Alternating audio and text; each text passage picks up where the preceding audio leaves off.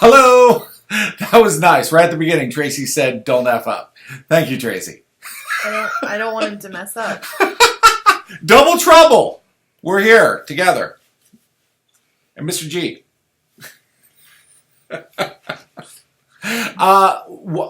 Something really that happened that was really, really interesting is that Heidi gave me a book that she had really been inspired by.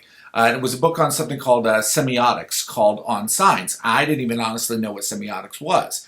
But what I really dug about... What are you looking at me like that for? I'm looking at you because you're talking. I'm giving you respect. Oh, see, I don't know how to do that. Okay. And one of the cool things in the book, it was talking about cliche. And the idea of, you've heard the idea that there's nothing new under the sun. Well, that kind of expanded on this idea that the problem, with certain stories is it's not that they are cliche.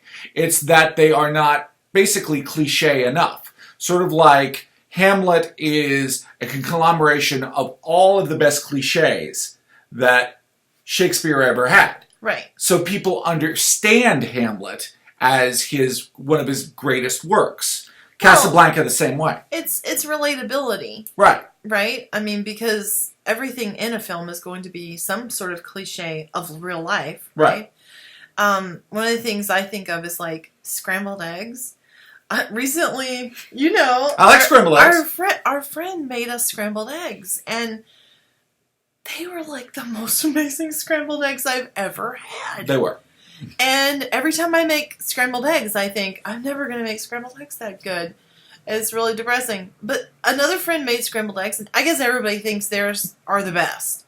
But, it's eggs, oil, and salt, and maybe a little milk if you believe in that kind of thing. But everybody is going to make scrambled eggs differently. So it's kind of the way I think about story. Well, that's filmmaking. That's story. Somebody watches a movie and they're like, oh, I really want to make a movie like that. Right. And that's not the way to think. What you want to do is you want to say, I love Star Wars, but I'm not going to remake Star Wars. I'm just going to find characters that sort of represent Han Solo and Luke and Obi-Wan and incorporate those into my film. Like, if you were me, you would just want to do a whole movie based on, like, Luke's relationship with his sister. That's totally a movie I would write. Because you're a messed up individual. But that's perfectly fine, and that's why you watch us, because who knows, what we might end up writing. So... Well. Thank you, Tracy. You're weird.